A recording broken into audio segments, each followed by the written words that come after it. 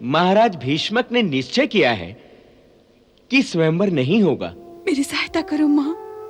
मेरे धनुष बाण में एक दिव्य शक्ति है और तुम्हारे उस कृष्ण के पास एक चक्र के सिवा और है ही क्या। अब मेरी बहन मगध के महान साम्राज्य की महारानी होगी। मेरे भैया ने मेरा विवाह किसी और पुरुष से करने का निश्चय कर लिया है। क्या कह रहे हो शिशुपाल? हमें अपनी सेना लेकर उन्हें रास्ते में रोक लेना चाहिए सम्राट।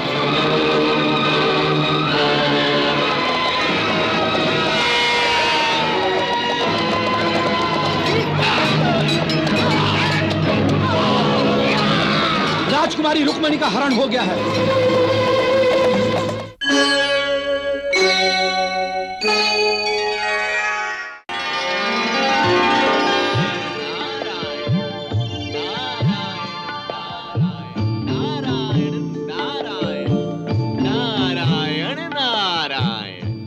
स्वागत है मुनिराज, स्वागत है। विराजिए, आसन ग्रहण कीजिए। नारायण नारायण। कहिए, क्या चाहिए आपको? प्रभु, आप तो जानते ही हैं कि माता लक्ष्मी ने आपकी सेवा के लिए ही धरती पर रुक्मणी के रूप में अवतार लिया है। हाँ, ये मैं जानता हूँ, अच्छी तरह से जानता हूँ नारद जी। तब तो आप ये भी जानते होंगे कि इन दिनों वे बहुत चिंतित हैं। चिंतित? क्यों? क्या बात है? आप सर्वज्ञ होते हुए भी इतने भोले क्यों बनते हैं नाथ? देखिए, उन्हें धरती पर अवतार लिए इतने वर्ष हो गए, परंतु अभी तक आपके दर्शन नहीं हुए।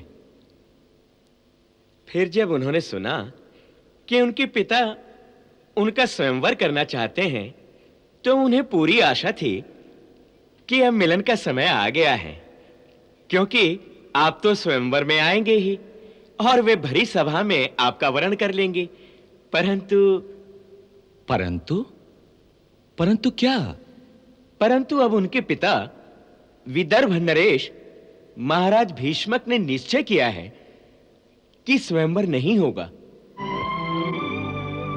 वास्तव में यह निश्चय उन्होंने अपने बड़े पुत्र राजकुमार रुक्मी के डर से किया है। परंतु राजकुमार रुक्मी अपनी बहन का स्वयंवर क्यों नहीं करना चाहता?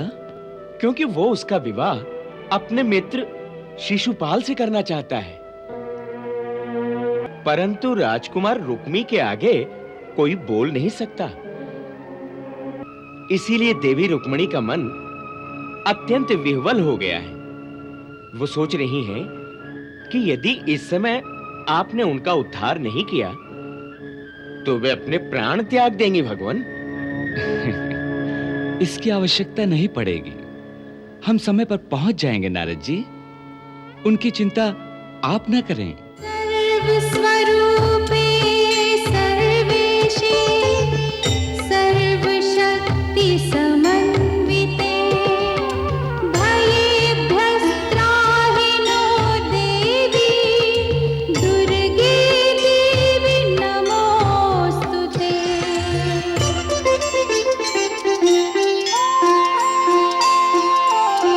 गौरी गौरांगी मैया शिव की अर्धांगी मैया।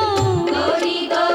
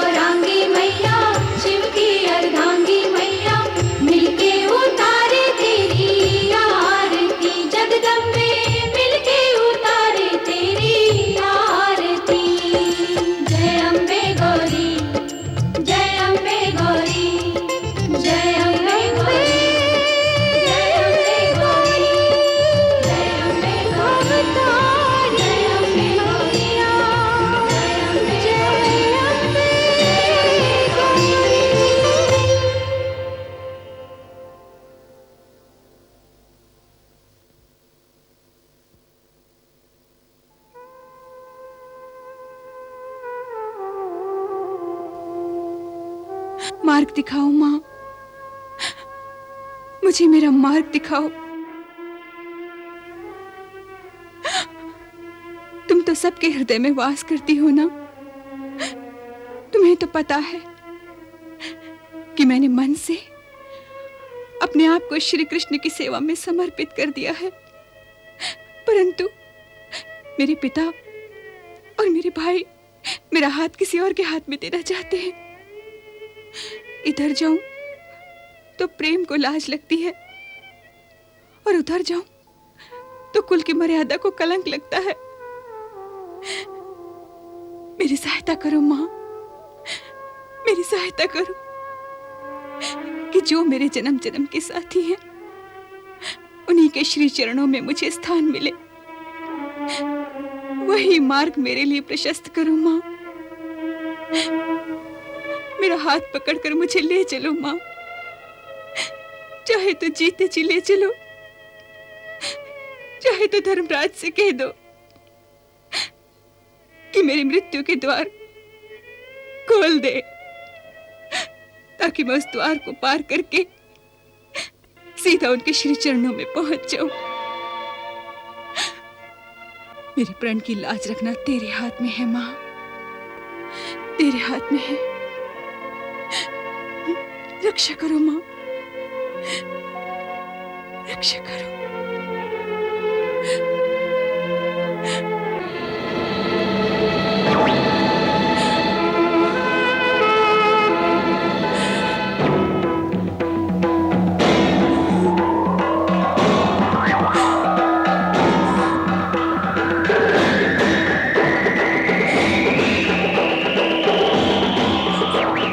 मुझे आशीर्वाद दो मां, मुझे आशीर्वाद दो, आशीर्वाद दो मां, मुझे आशीर्वाद दो मां, मुझे आशीर्वाद दो।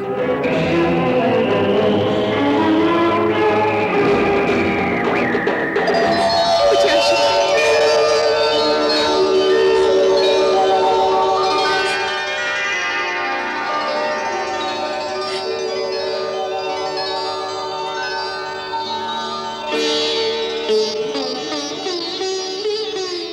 धन्यवाद हो माता, तेरा धन्यवाद हो, तेरा कोटि कोटि धन्यवाद हो मां।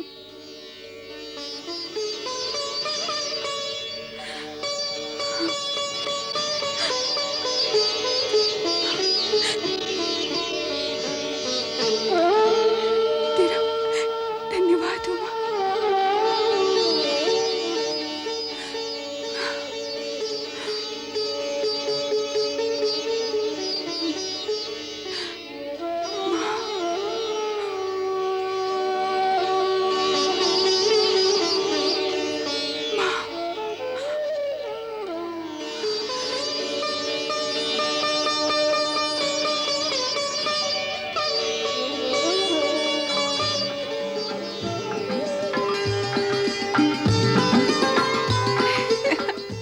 मैनावती, हाँ?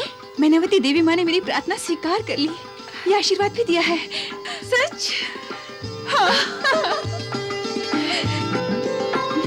चलो, चलो।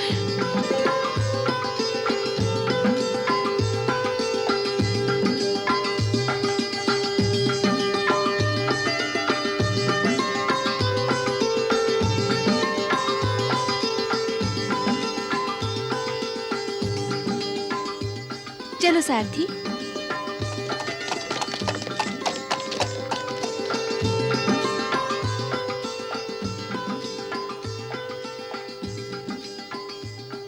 उधर रुक्मणी माता भवानी से अपने कृष्ण को मांग रही थी, और इधर राजमहल में उसके माता पिता और भाई उसी के विवाह की योजना बना रहे थे।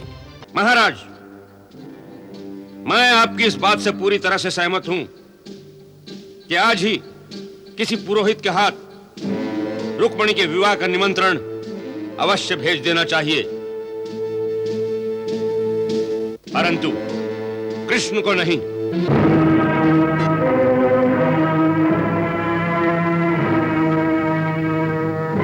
तो फिर किसको? शिशुपाल को। शिशुपाल को? शिशुपाल को? शिशुपाल? शिशुपाल को? शिशुपाल को? हाँ, शिशुपाल को। दमघोष के पुत्र शिशुपाल की बात करते हो? हाँ पिताश्री, उसी की बात कर रहा हूं। परंतु अब वो दमघोष का पुत्र नहीं रहा, बल्कि सम्राट जरासंध ने उसे गोद ले लिया है। अब वो मगध सम्राट का पुत्र है। पूरे भारत खंड में उस जैसा वीर राजकुमार दूसरा कोई नहीं। वो महारथियों में सर्वश्रेष्ठ महारथी और योद्धाओं का शिरोमणि है। वही मेरी बहन के योग्य वर है।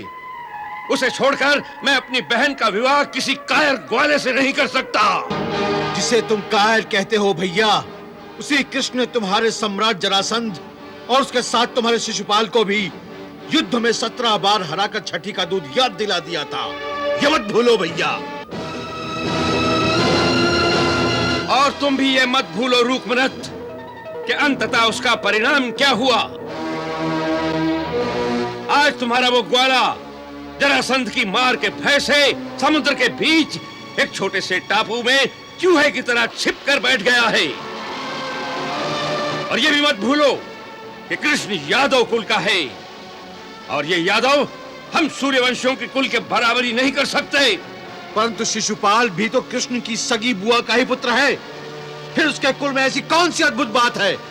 यही बात तुमने एक बार जरासंध की सभा में भी कही थी रूकमरत, और तब तुम्हें उसका उत्तर भी मिल गया था कि वो कृष्ण को अपना भाई नहीं शत्रु मानता है, परम शत्रु। जरासंध और शिशुपाल हमारे मित्र हैं, इसलिए मित्र का शत्रु हमारा भी शत्रु है। यही मित्रता का नियम भी है, इसलिए कृष्ण मेरा भी शत्रु है। और शत्रु भी वो जो मेरे बराबर का भी नहीं। मैं महर्षि दुर्वासा का परम शिष्य हूं। परशुराम से मुझे ब्रह्मास्त्र प्राप्त हुआ है। मेरा रथ अग्नि की ज्वाला से प्रकट हुआ है।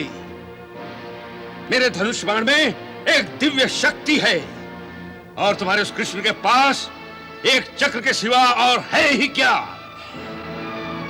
ऐसा नीच और हीन शत्रु यदि मेरी बहन को ब्याह कर ले जाए तो उससे बड़ी लज्जा की बात और क्या होगी। इसलिए पुरोहित विवाह का निमंत्रण लेकर जाएगा तो केवल शिशुपाल के पास।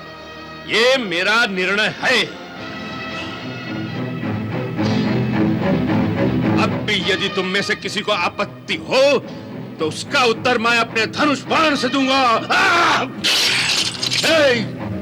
ठहरो,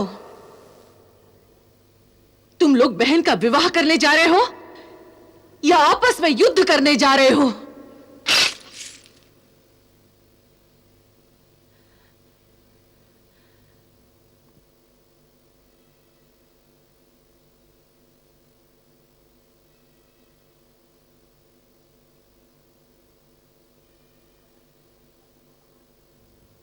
बड़ा भाई पिता के समान होता है, और पिता जिस प्रकार कोई निर्णय करने से पहले पुत्री के मन को टटोल कर देखता है, उसी प्रकार क्या तुम्हारा कर्तव्य नहीं कि बहन के मन को टटोलो?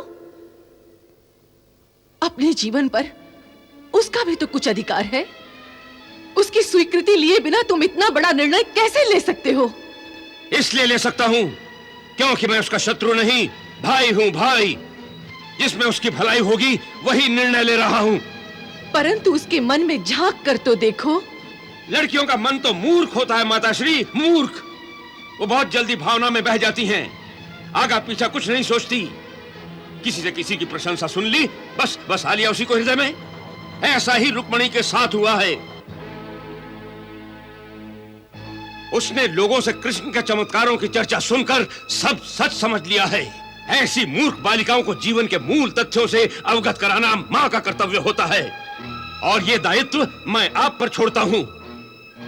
आप उसे समझाइए कि हम जो कर रहे हैं उसकी भलाई के लिए कर रहे हैं। मुझे पूर्ण विश्वास है कि वो सुशील है, कुलीन है, कुल की मर्यादा के विरुद्ध कोई भी बात नहीं करेगी।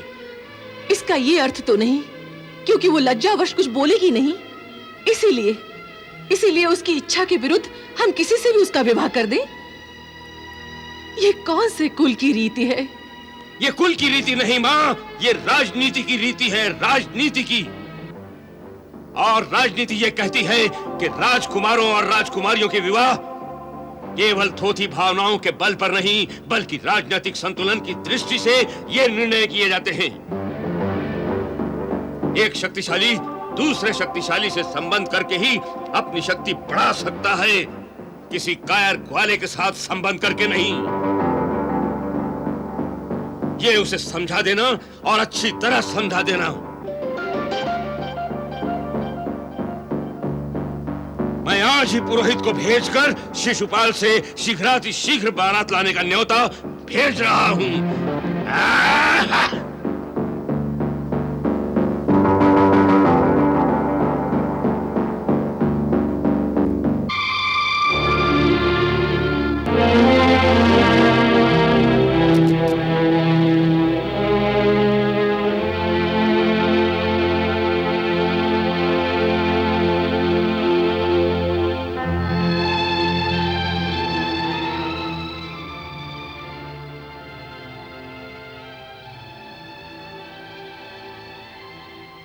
राजकुमारी कहाँ है? उनसे कहो कि हम उनसे मिलने आए हैं। राजकुमारी जी तो भवानी मंदिर में पूजा के लिए गई हैं। पूजा के लिए? इस समय? जी, कुछ चिंता में थी, कुछ देर इधर उधर घूमती रहीं, फिर सहसा कहने लगी कि हम मंदिर जाएंगे, उसका प्रबंध करो। तत्काल सारथी को बुलाकर रथ मंगवाया गया और जैसे ही अंगरक्षकों की टुकड़ी सुसज्जित हुई, वे रथ में बैठकर चली गईं। साथ में कौन गया है? जी, मैनावती साथ गई है।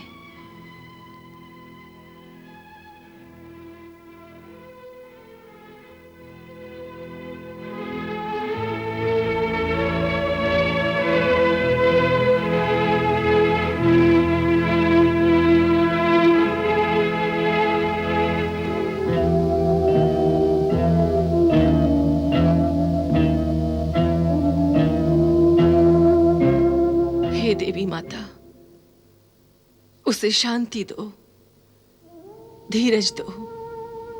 जो हो रहा है उसे सहने की शक्ति दो मां, शक्ति दो, शक्ति दो।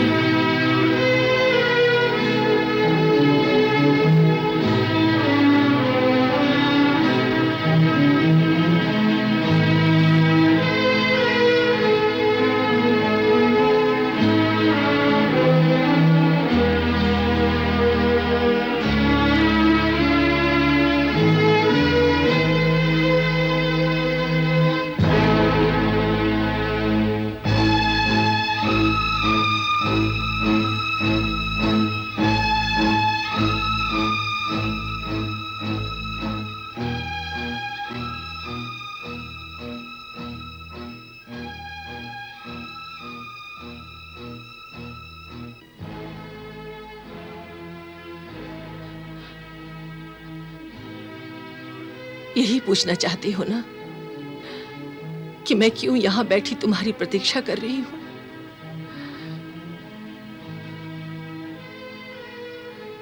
परंतु मैं तुमसे ये नहीं पूछूंगी कि इस समय तुम मंदिर में क्या करने गई थी, क्योंकि मैं जानती हूं कि तू देवी मां से अपने कृष्ण को मांगने गई थी।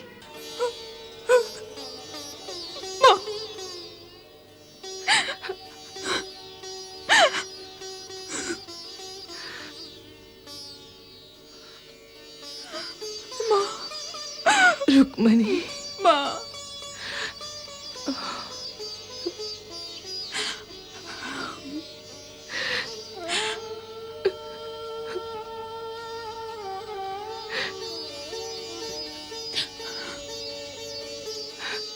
रुक्मणी, मैं तेरे हृदय की सारी बात जानती हूं, करूं? तेरे बड़े भाई रुक्मी के आगे हम सब विवश हैं। बाकी चारों भाइयों, तेरे पिता और मुझे भी कृष्ण बहुत अच्छा लगता है, परंतु रुक्मी उसे अपना परम शत्रु मानता है। पर वो तो किसी की भी शत्रु नहीं है माँ। वो तो सबका कल्याण करने वाले हैं। मैं जानती हूँ पुत्री, परंतु तेरे भाई को कौन समझाए? भैया को नहीं समझा सकती तो मुझे कोई रास्ता दिखाओ माँ। मैं क्या करूं?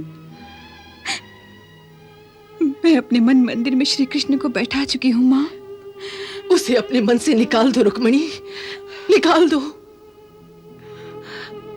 अगर उन्हें अपने मन से निकाल दूंगी तो उनके साथ मेरे प्राण भी निकल जाएंगे माँ। नहीं पुत्री, नहीं नहीं। हाँ माँ, मैं सत्य कह रही हूँ। आप भैया से पूछ लें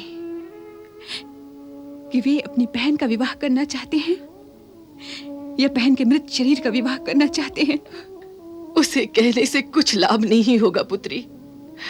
वो तो इस बात को लेकर अपने भाइयों और अपने पिता से भी युद्ध करने को तैयार है। उन्हें भाइयों से युद्ध करने की कोई आवश्यकता नहीं माँ। उनसे कहो कि उनका एक बाण, केवल एक बाण से इस सारी समस्या का समाधान हो जाएगा। वे एक बाण मेरी छाती में मार दे,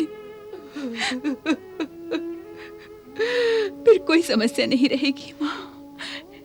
न घर में कोई कलह होगी, चारों ओर शांति हो जाएगी, बस शांति।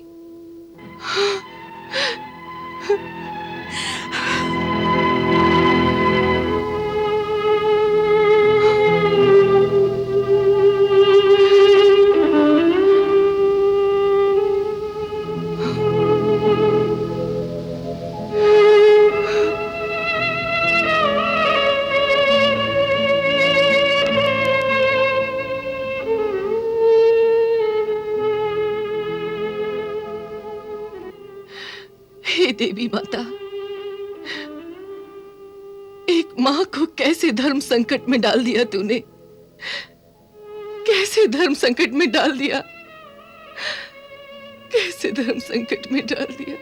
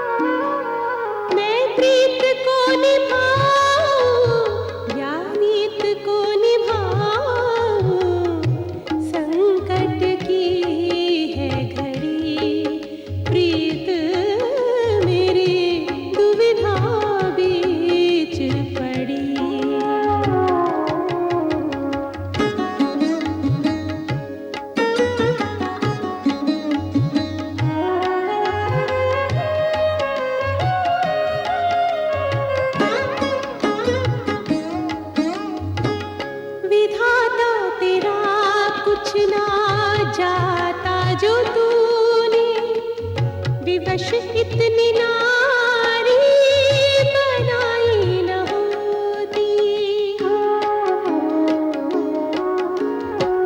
हृदयहीन जग में हृदय दे के उसमें ये प्रेम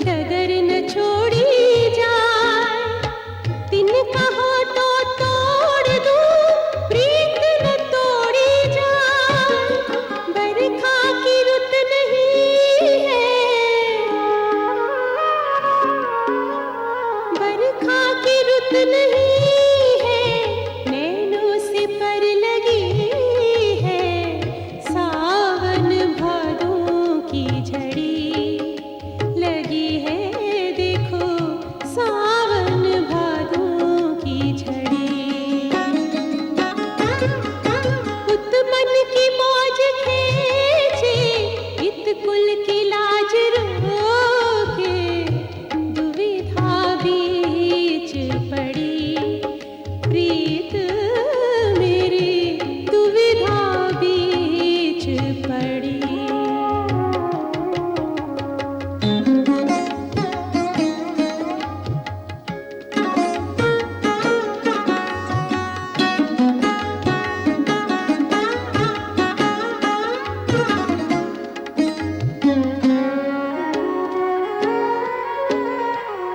वरण की जो पूछो तो बीते युगों में, रमानाथ अपना वरण हो चुका है। हरण की जो सोचो तो मन प्राण आत्मा, कभी से सभी का हरण हो चुका है।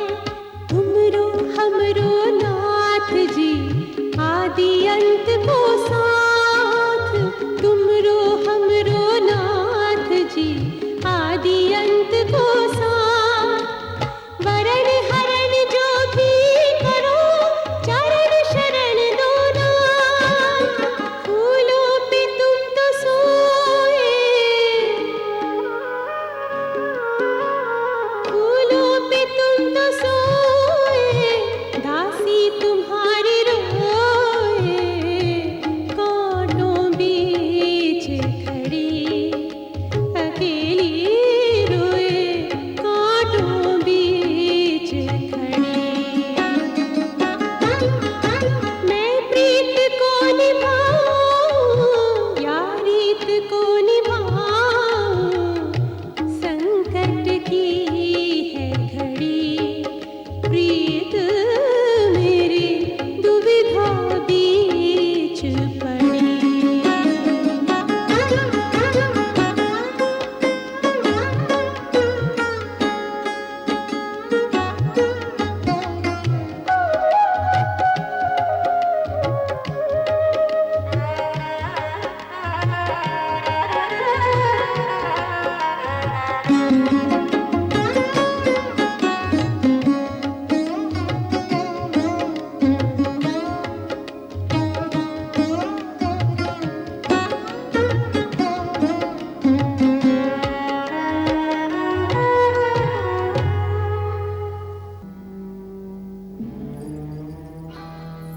रुक्मिणी अपने भाई के हठ से बहुत परेशान थी।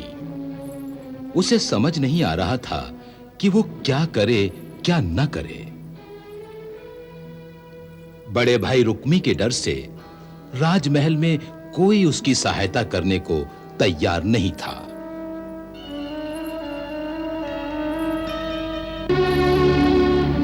उधर बड़े भाई रुक्मी का भेजा हुआ दूत दिन रात यात्रा करता हुआ महाराज जरासंध और शिशुपाल के पास पहुंच गया। हमें ये रिश्ता स्वीकार है शिशुपाल, हमें ये रिश्ता स्वीकार है। हम अवश्य बारात लेकर जाएंगे और रुक्मिणी को ब्याह कर लाएंगे। इसी समय राजपुरोहित को बुलाकर यात्रा का मुहूर्त निश्चित किया जाए। हमारे समस्त मित्र राजाओं को ब्याह में साथ चलने के लिए न्योता आज ही भेज दिया जाए। इसी समय हमारे राजकुमार मित्र रुक्मी को संदेश भेजा जाए कि वो शादी की तैयारियां आरंभ करे। हम 1 सप्ताह के अंदर कुंडनपुर पहुंच जाएंगे। रुक्मिणी, खुशी की खबर यह है कि शिशुपाल ने तेरा नाता स्वीकार कर लिया है। अब मेरी बहन मगध के महान साम्राज्य की महारानी होगी। इसी सप्ताह विवाह की बात पक्की हो गई है। नैनावती, महारानी जी से कह दो विवाह उत्सव की तैयारियां तुरंत शुरू कर दें।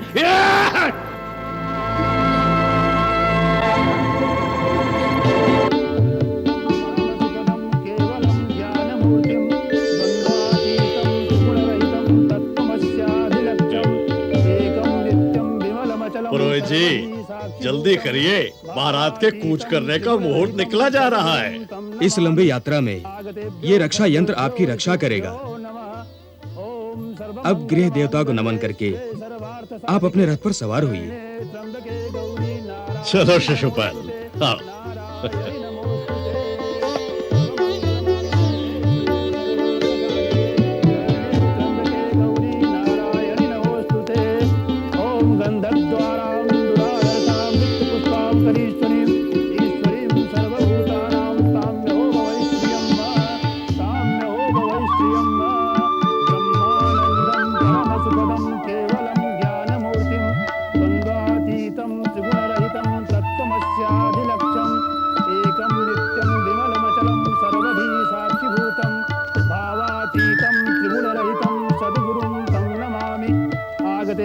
सर्वेभ्यो ऋषिभ्यो नमः।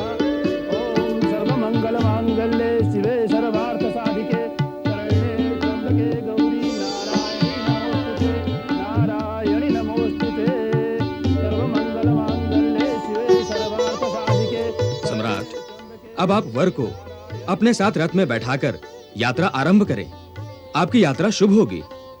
पुरोहित जी, कुंडीनपुर तक बारात को पहुंचने में 5 दिन लगेंगे, तो क्या 5 दिनों तक वर ये मुकुट और सेहरा यूं ही धारण किए रहेगा?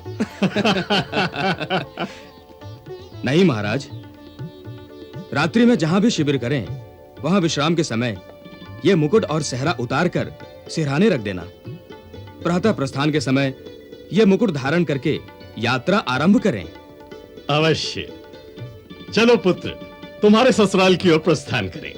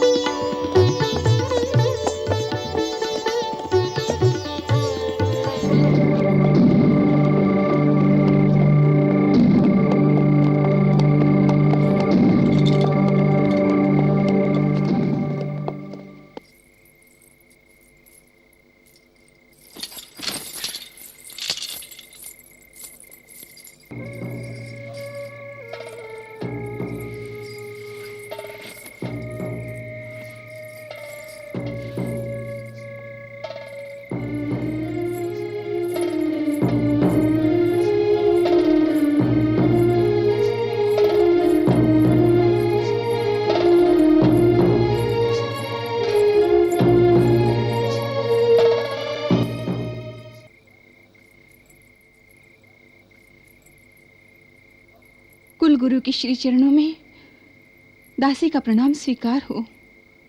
तुम्हारा कल्याण हो पुत्री। आसन ग्रहण करो।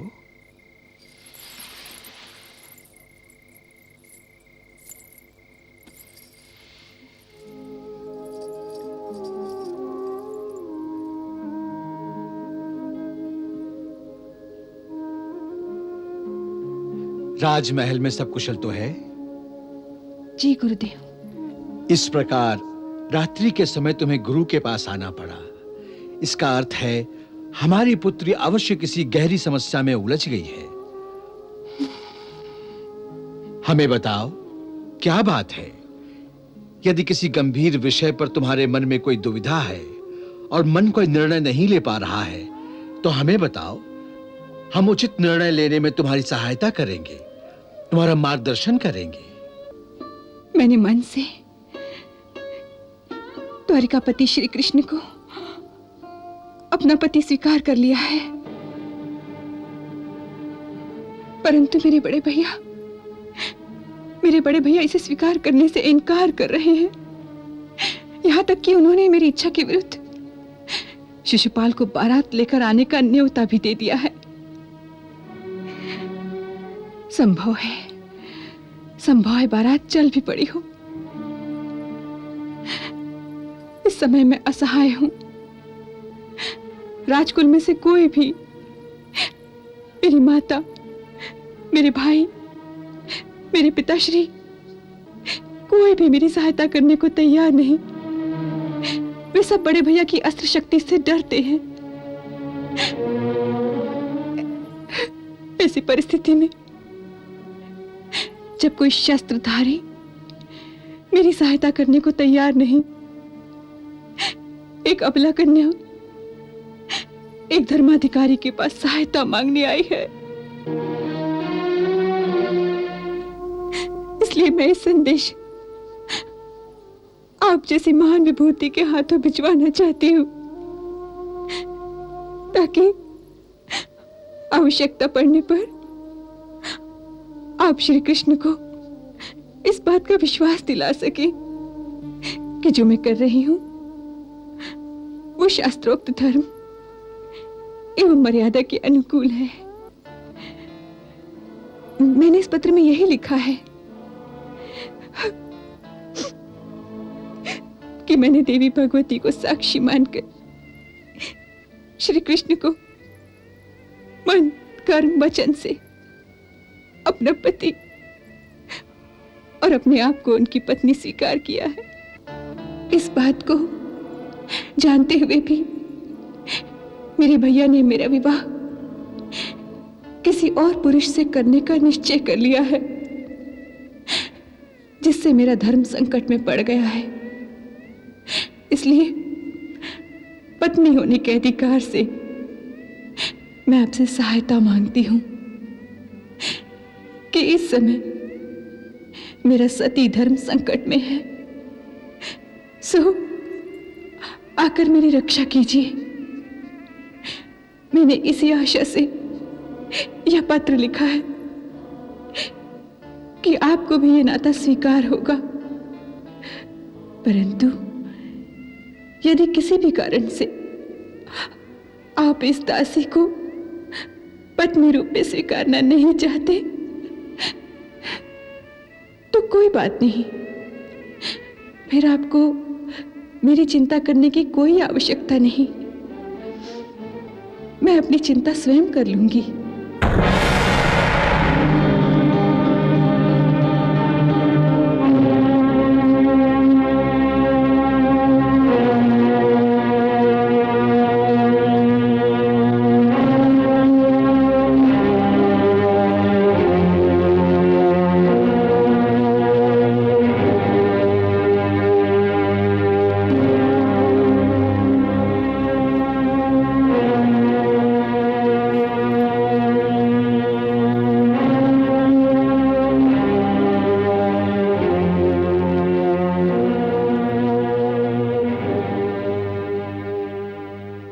प्रभु, आप किस सोच में पड़ गए? मैं किसी सोच में नहीं पड़ा हूं गुरुदेव। मैं तो केवल अपना कार्यक्रम निश्चित कर रहा हूं। इस पत्र में लिखा है कि शिशुपाल की बारात कुंडिनपुर पहुंचने वाली है और हम अभी तक यहीं द्वारिका में हैं। यही सोच रहा हूं कि वहां पर ठीक समय पर पहुंचने के लिए मैं कौन सा वाहन प्रयोग करूं। और दूसरी बात यह है कि राजकुमारी रुक्मणी इस समय अपने अंतरंग महल में होंगी, सो उन्हें वहां से लाने के लिए हमें विदर्भ नरेश के रंग महल तक जाना होगा। सोच रहा हूं कि एक राजा के अंतरंग महल पर आक्रमण करना कोई विरोचित कार्य होगा या इससे वीरता को लाज लग सकती है। राजकुमारी तक पहुंचने का एक सरल उपाय भी है। वो क्या? राजकुल की रीति है कि विवाह से पहले कन्या गौरी पूजन के लिए दुर्गा माता के मंदिर में जाती है और वो मंदिर नगर से बाहर है। जब वो गौरी पूजन के लिए आएगी तो वही समय होगा आपके वहां पहुंचने का। परंतु सोचने का भी समय नहीं है। जो भी करना हो वो शीघ्र कीजिए।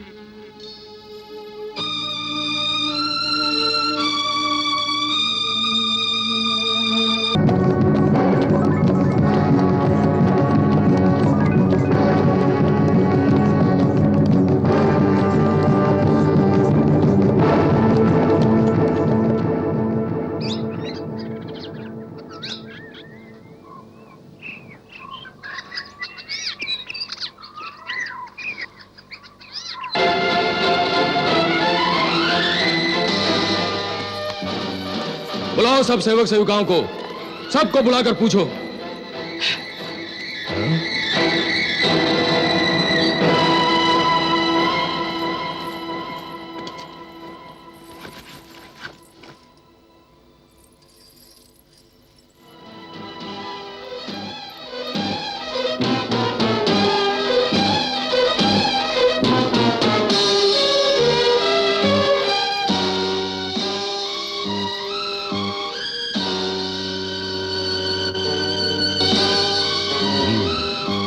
तो ये बात है। क्या समझता है वो अकेले ले आएगा उसे? अकेले ले आएगा? इस समय वहां पर जरासंध, शिशुपाल, शल्यराज, चेदी नरेश और स्वयं रुक्मी की सेनाएं होंगी। वो सब उसे आसानी से विदर्भ राजकुमारी का हरण करने नहीं देंगे। महामंत्री, समस्त सेना नायकों को तत्काल एकत्रित करो। चुटकी बजाने में सारी सेना तैयार हो जाए और कुंडिनपुर की ओर कूच करे। जब तक हम श्री कृष्ण के पास नहीं पहुंच जाते, तब तक विश्राम करना मना है।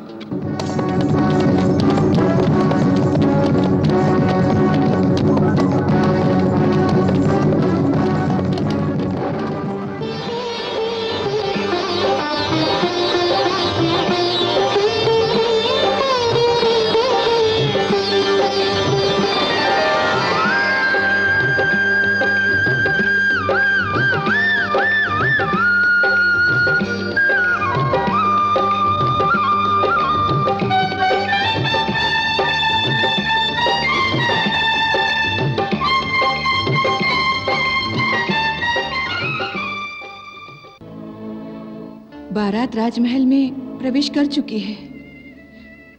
गुरुदेव का कुछ संदेशा आया नहीं। महारानी जी ने कहा है कि आपका श्रृंगार आरंभ किया जाए।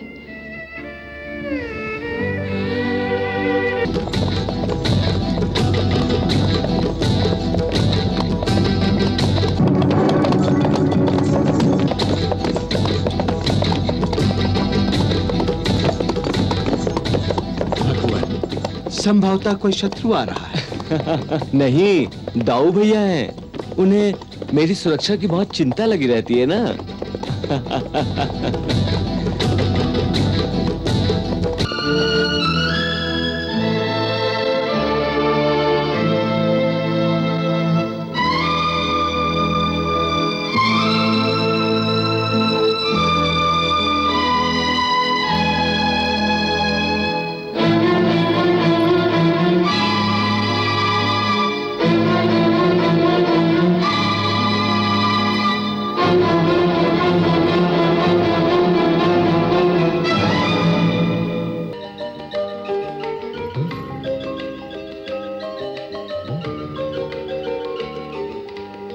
कितने वर्षों से मन में यह चाह थी कि मेरी बहन का विवाह तुम जैसे पराक्रमी राजकुमार के साथ हो। आज वो भी पूरी हो गई है। पूरी हुई नहीं है मित्र, यूं कहो कि पूरी होने वाली है। शिशुपाल, तुम्हारी बात में यह संदेश झलक रहा है। क्या तुम्हें पूर्ण विश्वास नहीं कि मैंने जो वचन दिया है उसे मैं पूरी तरह निभाऊंगा? नहीं मित्र, नहीं, ऐसी बात नहीं है। मुझे तुम पर पूर्ण विश्वास है,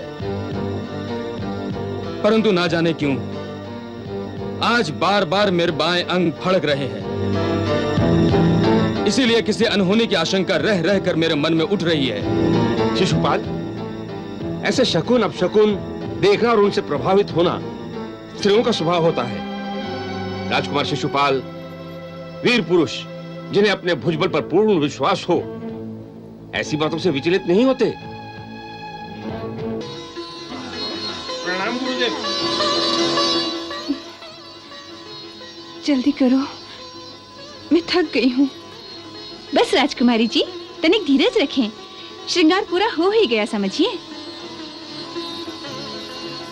राजकुमारी जी, हाँ, कुलगुरु महर्षि शतानंद जी आपके कक्ष में पधार रहे हैं।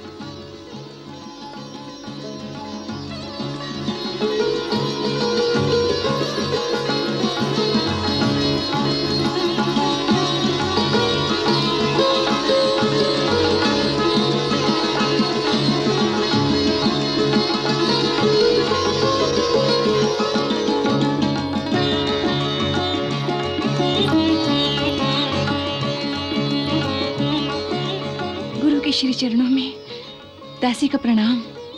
सुखी भव, सौभाग्यवती भव। गुरुदेव, आपने मुझे सौभाग्यवती होने का आशीर्वाद दिया। इसका अर्थ? सीधा अर्थ है पुत्री कि उन त्रिलोकीनाथ श्री द्वारकाधीश ने हमारी प्रार्थना स्वीकार कर ली है।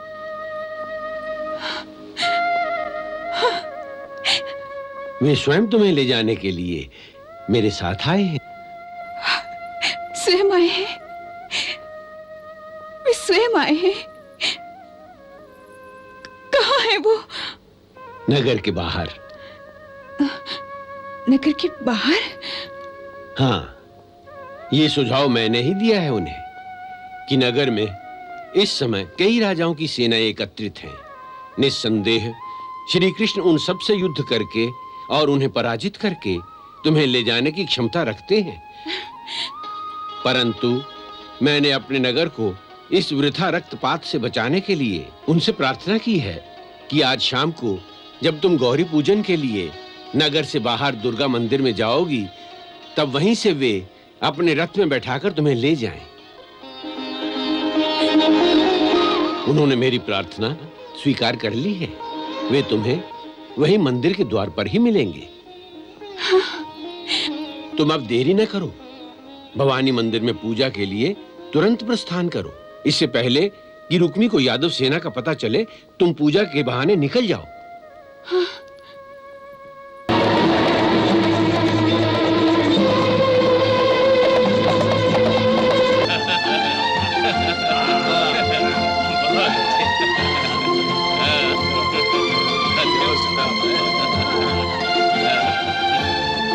राजकुमार, प्रभु, जिसका डर था वही हो गया। क्या हुआ? मेरे गुप्तचरों ने सूचना दी है कि यादवों की सेना हमारे नगर की ओर वेग से आ रही है। थोड़ी ही देर में वे पहुंचने वाले हैं। कृष्ण और बलराम दोनों के रथ साथ साथ आ रहे हैं। कृष्ण और बलराम? जी राजकुमार। अपनी सेना को नगर के चारों ओर फैला दो, राजमहल के चारों ओर, और विशेष रूप से राजकुमारी के महल पर कड़ा पहरा लगा दो। जी राजकुमार। जाओ।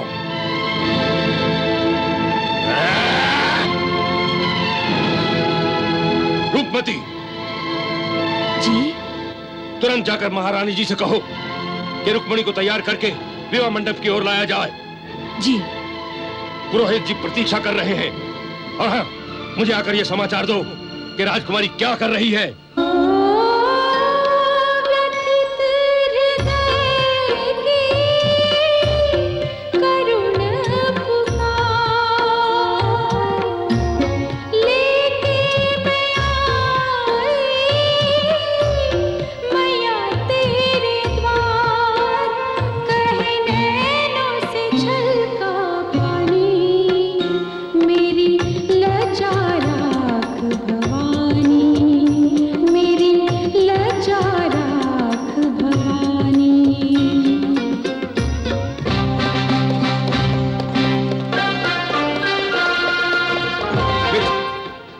बात की आशंका थी वही हो गई। क्या हुआ मित्र, क्या हुआ? कृष्ण और बलराम अपनी सेना लेकर कुंडनीपुर पहुंच गए हैं। क्या कहा? कृष्ण और बलराम कुंडनीपुर तक पहुंच गए? नहीं, उनकी ये धृष्टता कि बिन बुलाए यहां तक आ गए। तुम चिंता न करो मित्र, यदि उन्होंने कुछ भी शरारत की तो आज उन दोनों की मृत्यु मेरे हाथों निश्चित है मित्र, निश्चित है। ये बातें करने का समय नहीं है। उनकी कोई भी शरारत करने से पहले हमें उन्हें रोकना होगा। तुम अपनी सेना को तैयार होने की आज्ञा दो और मैं राजकुमारी रुक्मणी की सुरक्षा की व्यवस्था करता हूँ। ठीक है मित्र, ठीक है। क्या कह रहे हो शिशुपाल? हमें अपनी सेना लेकर उन्हें रास्ते में रोक लेना चाहिए सम्राट। ठीक है शिशुपाल, चलिए महाराज शल्य, चलो। आइए आइए आइए।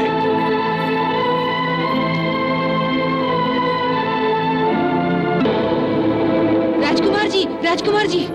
राजकुमारी तैयार हो गई? जी तैयार तो हो गई, परंतु क्या? मैंने कहा था उनके तैयार होते ही उन्हें विवाह मंडप में लाया जाए। परंतु वो महल में नहीं है। महल में नहीं है? फिर कहाँ है? जी, राजकुल की रीति के अनुसार विवाह मंडप में आने से पहले वो भवानी मंदिर में गौरी पूजा के लिए गई हैं। गौरी पूजा के लिए? वो भी नगर से बाहर? श्री कृष्ण के हाथ मांग मेरी भर जाए, मन जिन्हें सौंपा तन भी उन्हीं के घर जाए।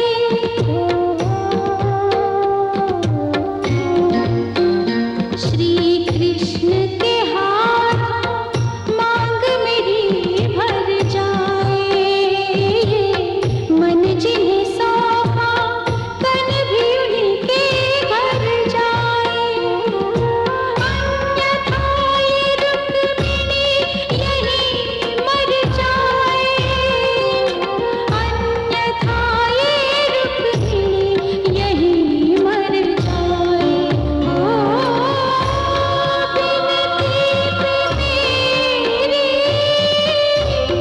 कर कुछ विचार,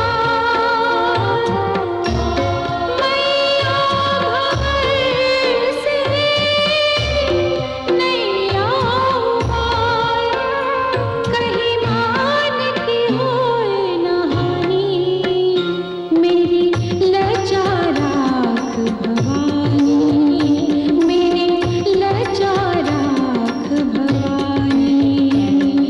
जय अम्बे जय गौरी, जय गिरिराज किशोरी, मंगल मूर्ति माता, मन वांछित वरदाता।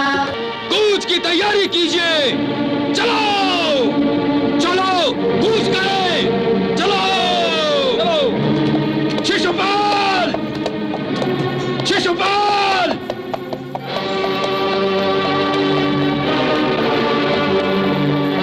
क्या हुआ मित्र? शिशुपाल, पहले हमें भवानी मंदिर जाना होगा। क्यों? वो मूर्ख रुक्मणी अकेली भवानी मंदिर में गौरी पूजा करने चली गई है। हाँ! वो मूर्ख है या इसमें कोई चाल है? कुछ भी हो सकता है, ये बातें करने का समय नहीं है। चलो चलो चलो चलो।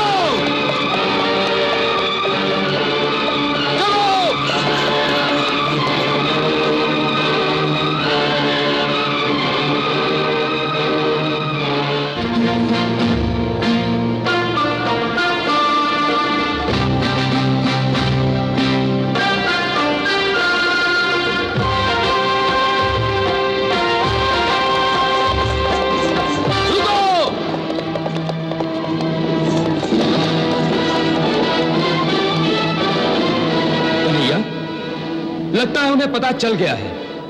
शिशुपाल आदि की सेना आ रही है। साथ में शल्य और रुक्मी भी हैं। अब एक ही तरीका है कन्हैया, मैं इनकी सेना को यहीं रोकता हूं। तुम अपने रथ पर निकल जाओ और मंदिर जाकर रुक्मिणी को लेकर सीधा द्वारिका की ओर प्रस्थान करो। मेरी प्रतीक्षा ना करना। दाऊ, परंतु आपको अकेला छोड़कर मैं चला जाऊं?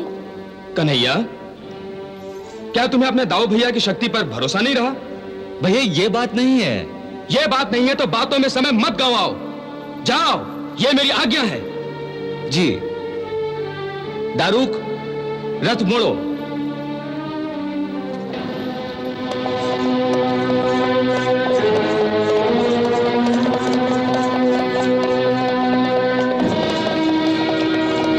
अपनी सेना को शत्रु के सामने ले चलो।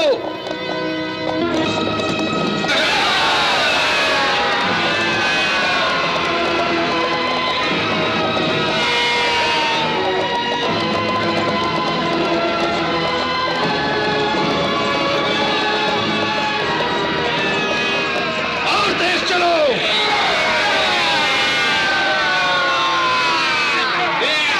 शक्ति दे माँ शक्ति दे, शक्ति रूपेण संस्थिता।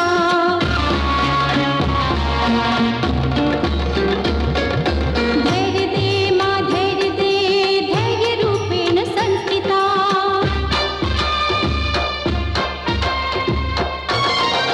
लज्जनाक लज्जनाक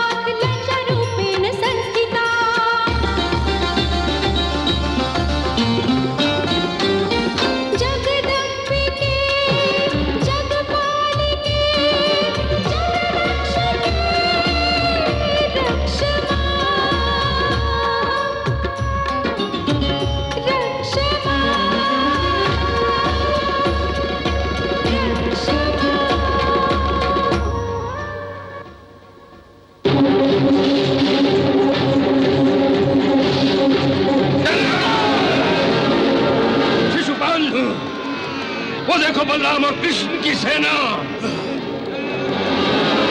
आक्रमण!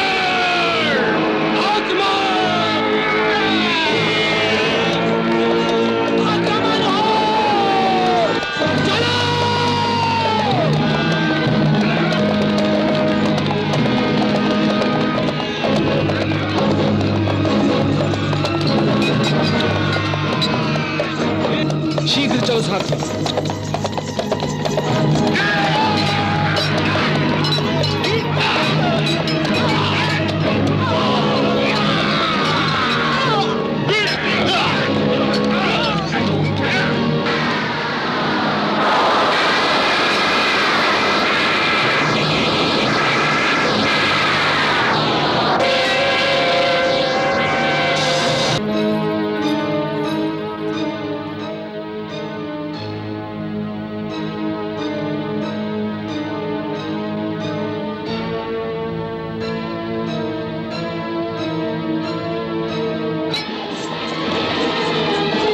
तीव्र गति से चलाओ। कृष्ण कहाँ है? वो सामने क्यों नहीं आ रहा? कृष्ण की सुरक्षा करने वाले, अब तेरी सुरक्षा कौन करता है मैं देखता हूं। अरे पहले मुझसे दो हाथ कर ले, फिर देखता हूं किसकी सुरक्षा कौन करता है।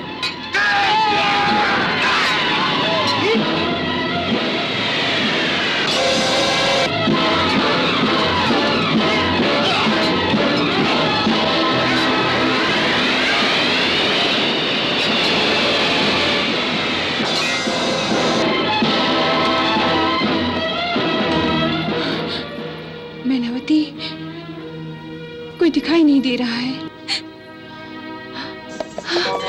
राजकुमारी जी, देखिए वे आ गए।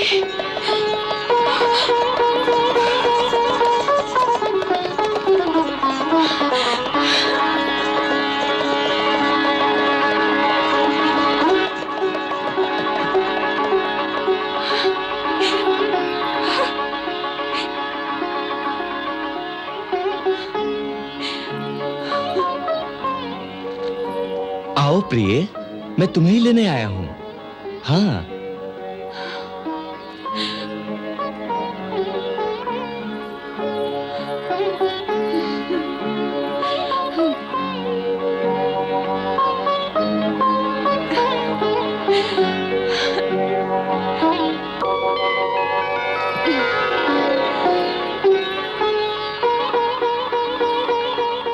माँ दुर्गे, हमें आशीर्वाद दो।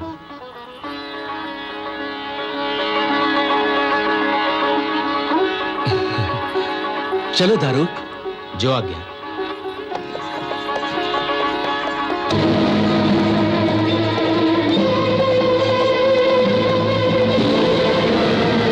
राजकुमार, राजकुमार, राजकुमारी रुक्मिणी का हरण हो गया है। क्या कहा?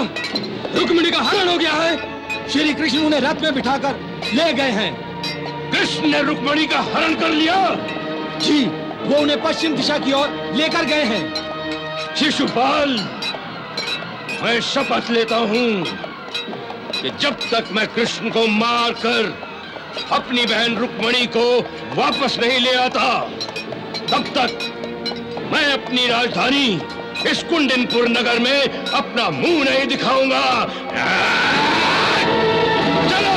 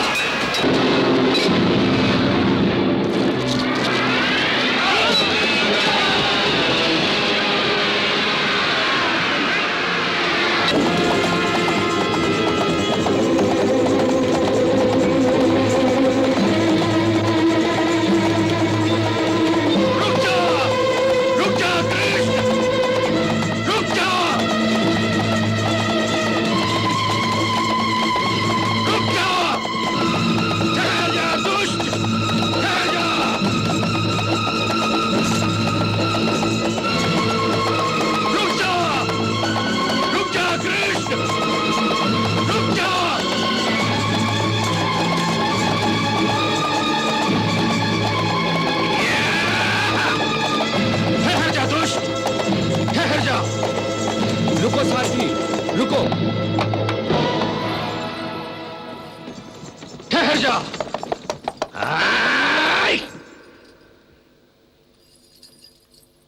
धृष्टता की भी कोई सीमा होती है। एक अबला नारी को हरण करके तू मुस्कुरा रहा है। क्योंकि ये मुस्कुराने का ही समय है। अभी अभी हमारा पाणी ग्रहण जो हुआ है। कैसा पाणी ग्रहण? किसका पाणी ग्रहण? यह शास्त्रोक्त नहीं है। तुम अपहरता हो। तुमने अपहरण किया है, अपहरण। अपहरण तो उसे कहते हैं जो किसी की इच्छा के विपरीत हो। ये मत भूलो कि नारी जिससे विवाह करना चाहती है, इस बात का निर्णय करने का अधिकार शास्त्रों ने केवल नारी को ही दिया है। तुम व्यर्थ का तर्क दे रहे हो कृष्ण। मैं तुमसे फिर कहता हूं कि यह पाणी ग्रहण नहीं था, इसलिए रुक्मणी को अब भी छोड़ दो। मैं तुम्हारे अपराध को क्षमा करके तुम्हें जीवित छोड़ दूंगा। तुम क्षत्रियों के इतिहास को भूल रहे हो रुक्मी। क्या तुम्हें पुण्य श्लोक महाराज ययाति और दानव गुरु शुक्राचार्य की पुत्री देवयानी का विवाह विस्मरण हो गया है?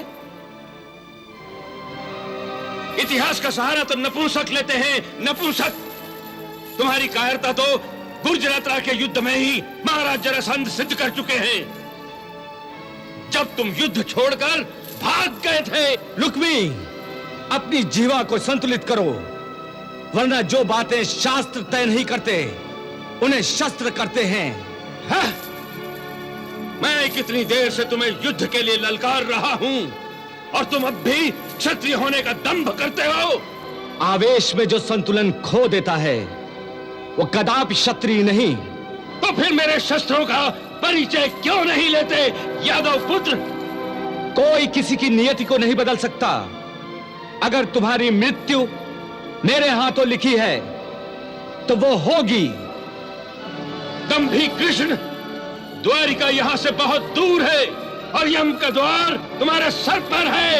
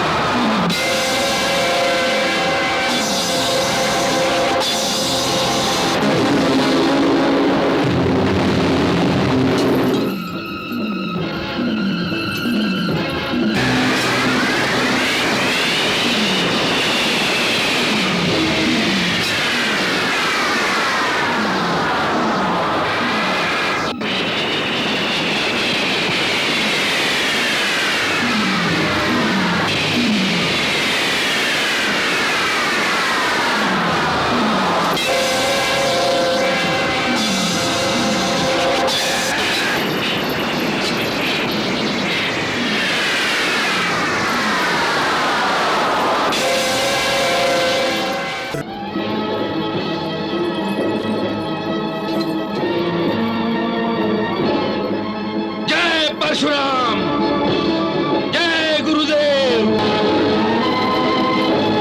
जय परशुराम।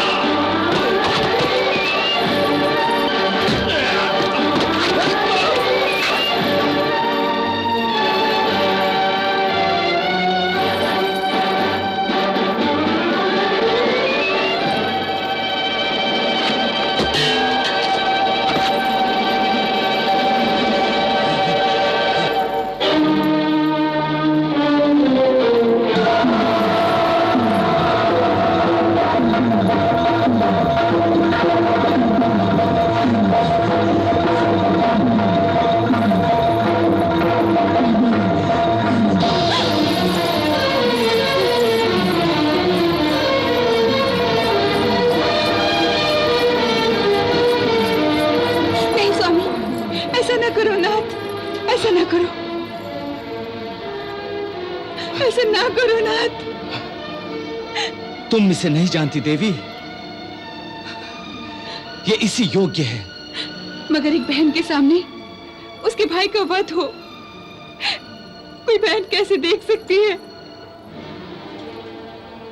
और ये धूर्त तुम्हारे ही सामने तुम्हें वैधव्य की सौगात देना चाहता था। क्या तुम इसे देख सकती थी? ऐसा न कहो कन्हैया, मैं तुम्हारी अलौकिक शक्ति से परिचित थी, इसलिए मैं चुप थी। भद्रे, दुष्टों को दंड देने के लिए ही मैं इस संसार में विचरण कर रहा हूं, और इसकी दुष्टता प्रमाणित हो चुकी है। कुछ भी हो नाथ, कुछ भी हो, मैंने मनसा वाचा कर्मणा से आपका वरण किया है। क्या आप मेरी पहली विनय को ही ठुकरा देंगे?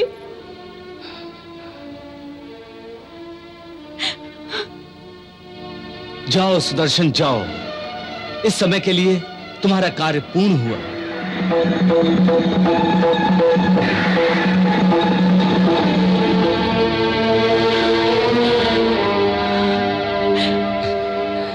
देवी,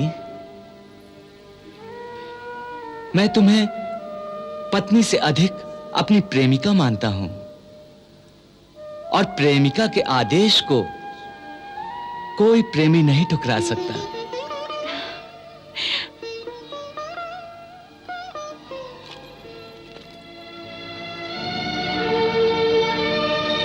जाओ रुक्मी, मैंने तुम्हें जीवन दान दिया।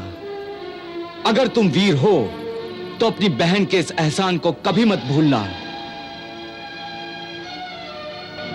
चलो देवी। जी।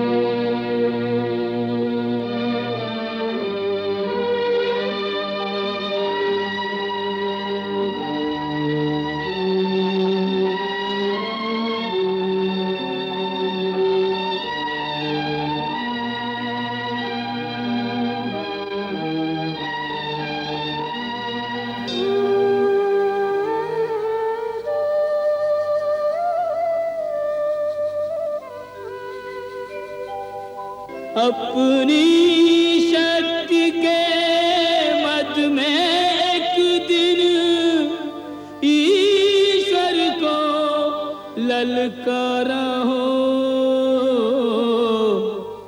अभिमानी का सर हुआ नीचा अपने कर्मों द्वारा हो।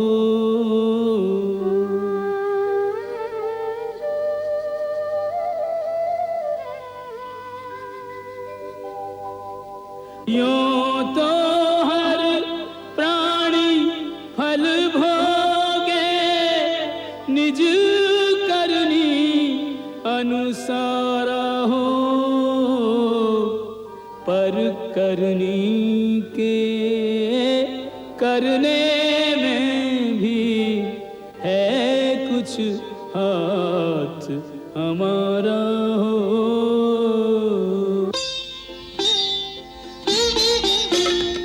वर्ण रुक्मिणी का हुआ पार ब्रह्म के साथ, लक्ष्मी नारायण मिले